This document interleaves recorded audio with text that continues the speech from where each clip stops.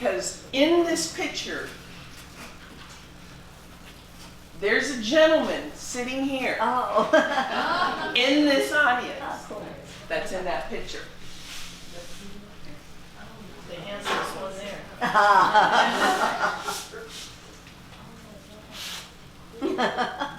Next slide.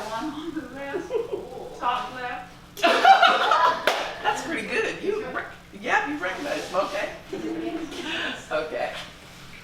Well, I don't know what happened to that one. There we go. Okay, so some of the people that lived here, grew up here, and let me just name some of these. Again. Franklin Town, English, Sterretts, Cooper, Longs, Means, Jeffersons, Drummonds, Greens, Hopkins. Sound familiar? Shepherds. And look at these occupations. Now that's just a few. Is politicians? Yeah. First mayor of Fernandina. Charles Allen. Okay. One of the names that I neglected to mention was the name Staves, who was one of our first politicians as well. Delaney's was a tax collector. I did say Delaney. Okay. Now, next slide.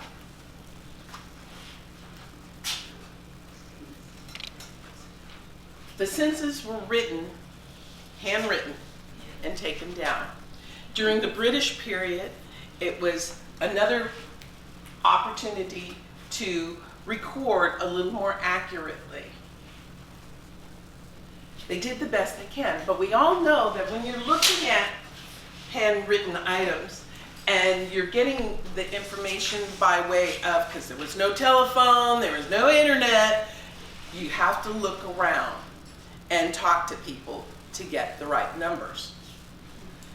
And in my research, I discovered that churches had most of the accurate information about who was here, who had however many children, who belonged to which family, and who was the descendant. So when you're thinking about, well, how am I going to track someone or find someone, think of the churches first. And then you can get more information. What you see here is the 1830 population, and it was recorded by the Spaniards that were left and some of the British that were left. Now, do you understand? Are you able to see Fernandina's population? 13% Black. But look at Nassau without Fernandina's population. Pretty big. Now, you're probably thinking, well, gee, I'd like to see the comparison, right? Look at that. Yeah. Look at that. Next slide. Almost half and half. Wow. And look at the free black. Wow. Yeah. And this was while we were still out in Old Town. Yes. This, and then, true. Thank you. It's while you were still out at Old Town. Until 1850 is when the news came. Next slide. Within the same year, what do you think is going on?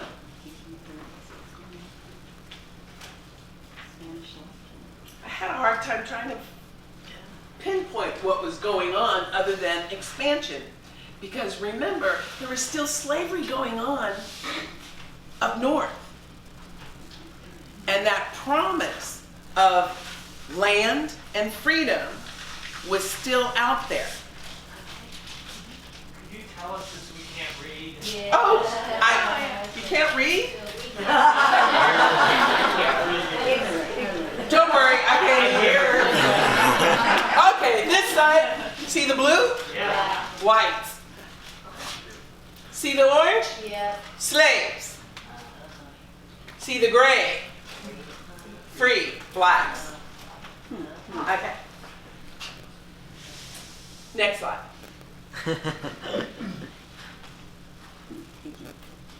population in 1813.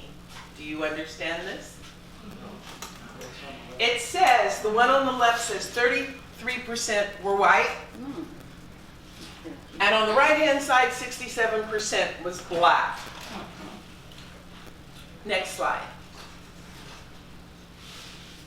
By 1830, 50% up.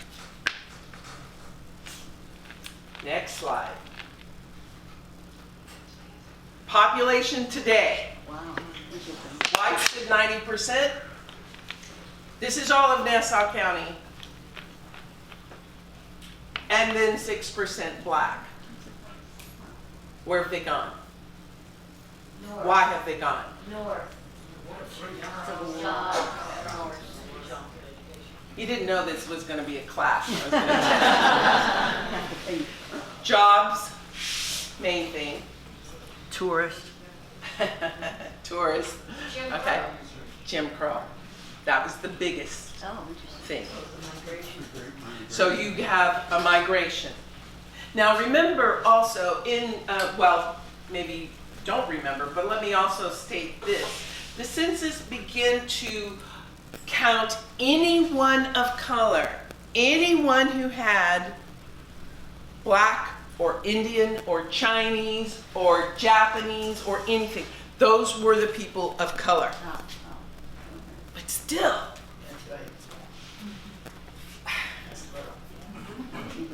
yeah. Now, that population today, and I will tell you, this was after the 1950s. Okay? So, what I needed to have done was put after 1950 up there, when it began to change drastically.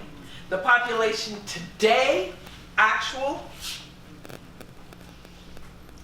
is even a little less and a lot more.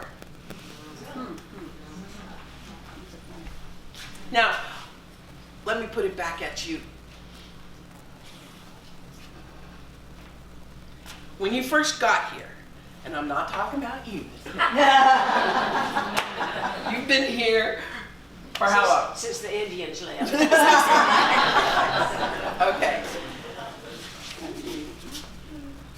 If you were coming over and you were an enslaved person, and remember, enslaved didn't always count just the blacks.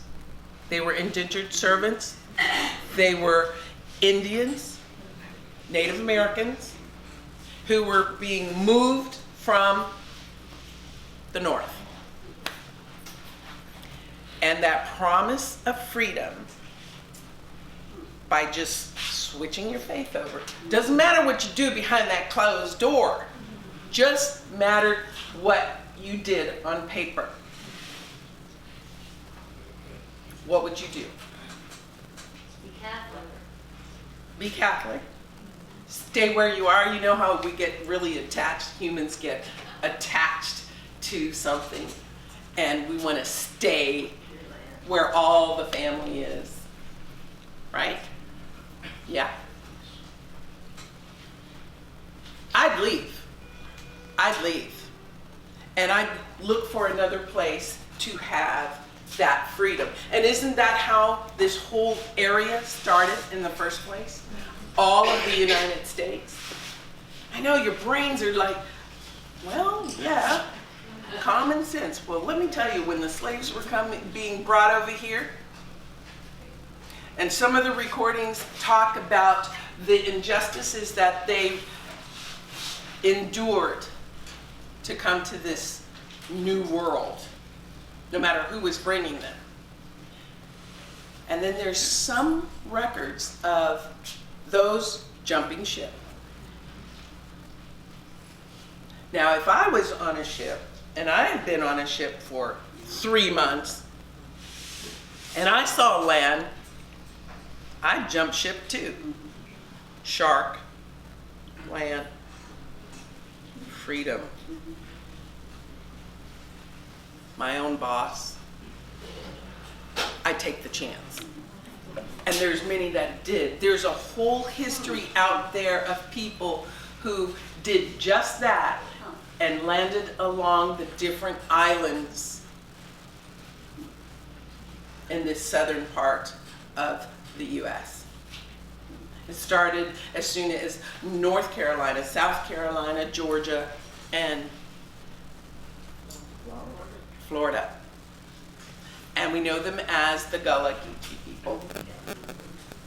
The history that is with them, and they were able to survive and be strong and endure whatever came their way and hold on to their communities. And once again, it was through the churches, the sense of community and belonging, and keeping their story alive by telling the story of their people. And they still exist today, right here in Nassau County. And you know what? Through all the census I saw and read and researched, there's not one just for them. But they thrive today. And luckily enough, there are people who are keeping that history alive. And I hope that when we have the opportunity to talk more about them, you will come and hear that story too, as time goes on. Next slide.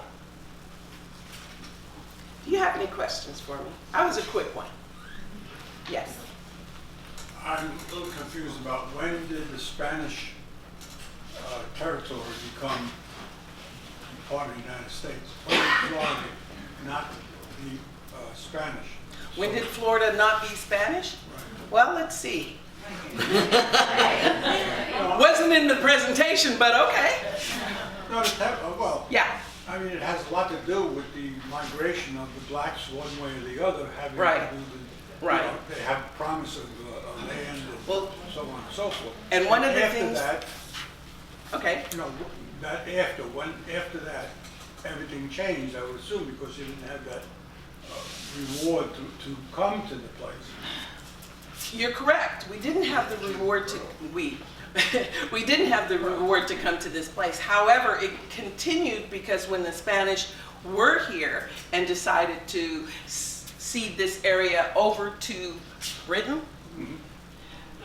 what In the U.S. it was 1821. 1821. Adam Curry. Yeah, but so after 1700s, okay. And I'm sorry, I wasn't prepared for that one. I'm glad I have a docent here because that transition, she's got her docent notes. One of the things you still need to understand, the word was still out there because one of the things that Spain did in order to get the British to come here and create was they promised them land too. Same with the British, and the British brought slaves with them. But my question, all right, I got satisfied about the Spanish and Okay. the British. Okay? And after all this, and after the Civil War, there was the proclamation. Okay? Did all the people in this territory become citizens or become U.S. people, or how did that work out? Yes. Yes. Were they automatically from the? Once first it- election in the United States that included black men and white men was held right here in Fernandina. Wow. 1865. So now, is it also possible that there are people in this area, indigenous or otherwise, who are not automatically citizens, who are actually immigrants, illegal immigrants, I should say? I have no idea. The Spanish, Yeah, because According I- to U.S. law, when a U.S. territory becomes a state, everyone All the who's citizens resident in that becomes- state becomes a U.S. citizen. Okay. So that This means was the U.S. 1845. territory? 1821. yeah, Correct. And that's what yeah. So there may be some aliens here. I am one. Because I didn't register. Because, you know, when you talk about the census Yes, not being very, accurate and Right. having all these problems, Right. this is one of the advantages of living in this area for some people who haven't got a legal status, as opposed to some slaves who escaped from Georgia. Georgia or wherever, came to this area, and because it was Spanish territory, they were not automatically, but they became free men.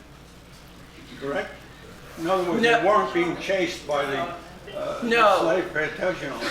No, one of the things that the Spanish recorded their census in 17,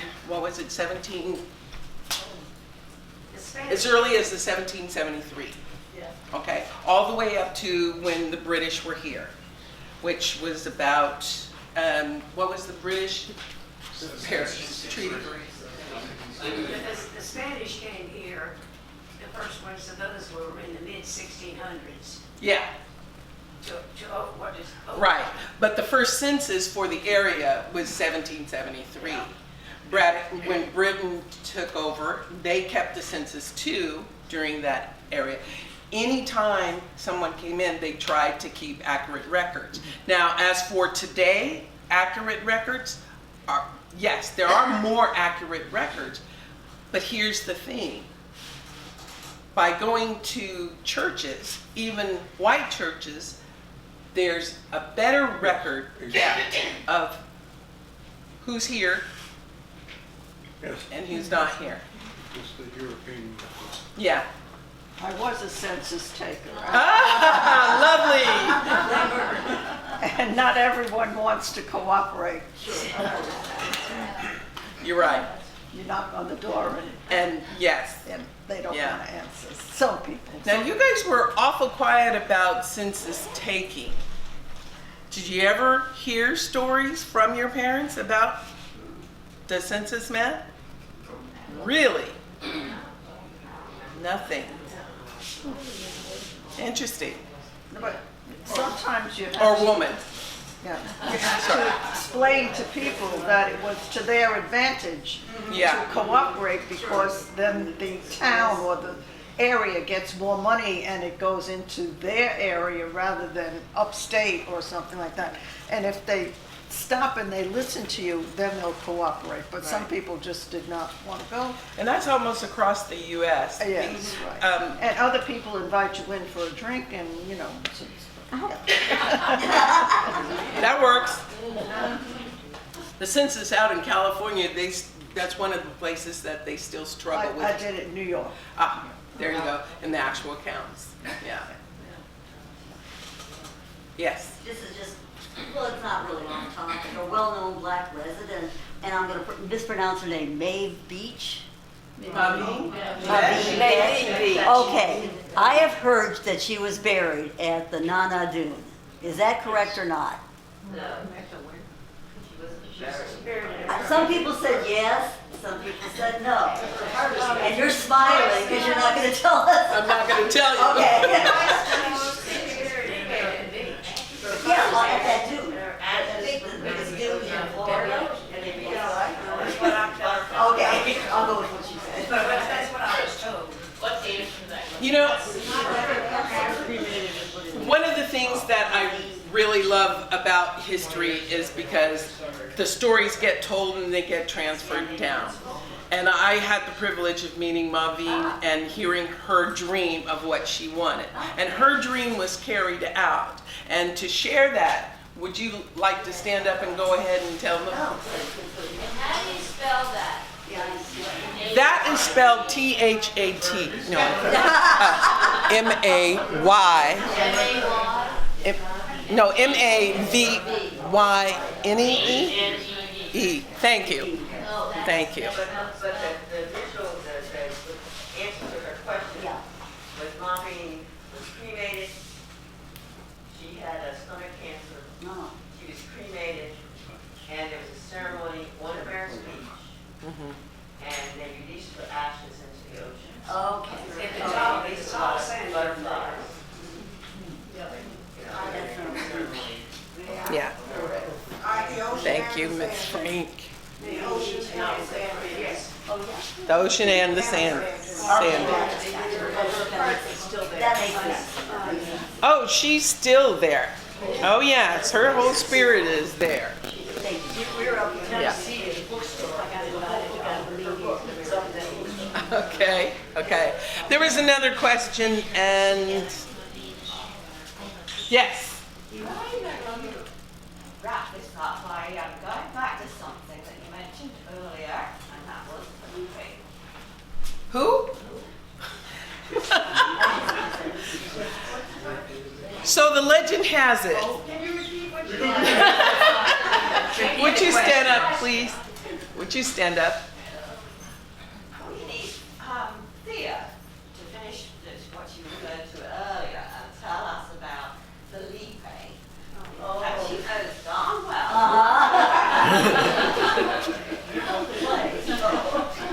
Well, I wasn't prepared for that either. I was really hoping you were going to miss that part. She does exist. I will say. She's asking about Felipa the Witch. And Felipa the Witch had two plots in Old Town. One source told me she was a Delaney. Another source told me she was just a wanderer. We didn't really know. But then I saw another source told me she was a Trei. Who knows where she really came from? I don't, or I'm not going to tell you. Make your choice. She did exist. And one of the things I want to share with you, I'm using that word things. There's so many things. There's so many books. There's so many records. There's so many census records of the people here in Nassau County. Many more than I could ever even show you. And if you ever get an opportunity to go into our website and go to our archives, you will find maps. You will find census. You will find plots of land that were owned by blacks, some still owned, and especially when you look into the Harrison Plantation and you look into Old Town, you'll see the names. Some of these names that I mentioned. There's many, many more names that are out there with families that have extended through the area. And it's there. And you'll even find Felipa the Witch. Just to wrap it up real quick, we went over to the State Archives in Tallahassee, and the huge Spanish documents, the original Spanish documents. We were allowed to go in and examine them, new age blocks and everything. And yes, it definitely says that two lots in Old Town were awarded to a negress known as Felipa the Witch. And that's what the Spanish recorded. So she really was a witch in Old Town. Yes. What? Something else. When the Spanish recorded and did their census, you will find in the British one and the Spanish one. The Spanish one said, if I remember correctly, that they recorded anybody who was in a household and anybody who was even just in the area. Okay? And they would say, they really wouldn't use the word whites or Negroes or anything. That's what I've discovered in one of the resources that next slide is a resource slide. One of the resources I have in there. Now the British were a little more particular, and they were able to say whether it was a male or female, but they would never say exactly the age. They would give a range, 5 years old to 30. And they would say male or female. They would record a white family with a name, and then they would name, unfortunately, they wouldn't say blacks, they would say pieces. Say what? Pieces. The Spanish would at least say white or black, and then give the count. As time went on, it did change and it became more particular. Age ranges would be young to 25, and then mid-range, and then elders as time goes on. Now, the census today is going to be a lot more particular. You're not going to get an age range, you're going to get an age. You're going to get a name, and you're going to get the races that maybe one person even has in them. So the census is a very interesting document all in all. But if you ever have a chance to come in and take a look at them, you're more than welcome. It is open on Tuesdays, Wednesdays, and Thursdays from 10 to 4, our archives. Yes. Were there any Spanish that settled here? Quite a few. Are they still Spanish, do you know? Yes. Okay. The mayor, you mentioned the first mayor was black. Yes. Was that Charles Albert? Actually, it wasn't Charles Albert. Adolphus Monk. Thank you. And then what happened after him to get to, because Charles Albert had just died, right? Yes. Charles was in the 50s and 40s and 50s? Yeah. And they Yeah. said in his obit, I think, that he was the first black mayor of Fernandina. So that's what was voted he was city commissioner and the mayor. And the mayor. We can't hear you back here. Oh, I'm sorry. She asked, what did you ask? No, she was talking about the first mayor as being Charles Albert, and that was in the 1950s. Okay, but no, when was he, That's when he began to be involved in this. oh, that's when he began. Okay, so Charles Albert was the mayor when? I wasn't here then, but it was much later than the. Yeah, in the 70s or 80s. 90s?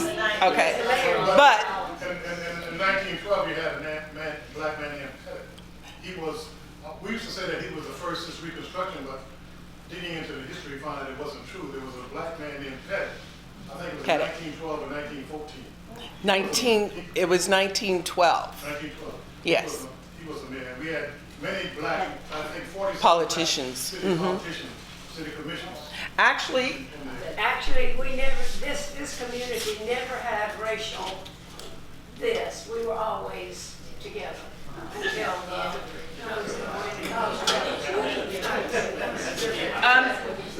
actually, the politicians for blacks at one point, they were all the politicians were the judge, the mayor, the city commissioner. They didn't have a lot of city commissioners then either, but it went as far back as the 1870s. Yeah. So Excuse me for cutting in, but one of no, go right one of the ahead. families that you didn't mention was George Obey Clark's family. Clark's, He was married to a black woman, and and you're a descendant. Yes, I am. And this was the gentleman right there. He's a descendant of the Clark family. My great Yes. grandmother was a Clark, Yeah, and they came from St. Mary's to Fernandina. to Ferdinand. And my great grandmother came in 1894 to the Old Town. Yeah. St. Mary's, Clark family. 94. Yes. My grandmother was Emma Delaney's first cousin, Yes. my third cousin. Okay. Okay. And then I had another call that came in that was a Delaney too, but I didn't hear her name, and she said she still lives here. my last name. Do you? One of your cousins.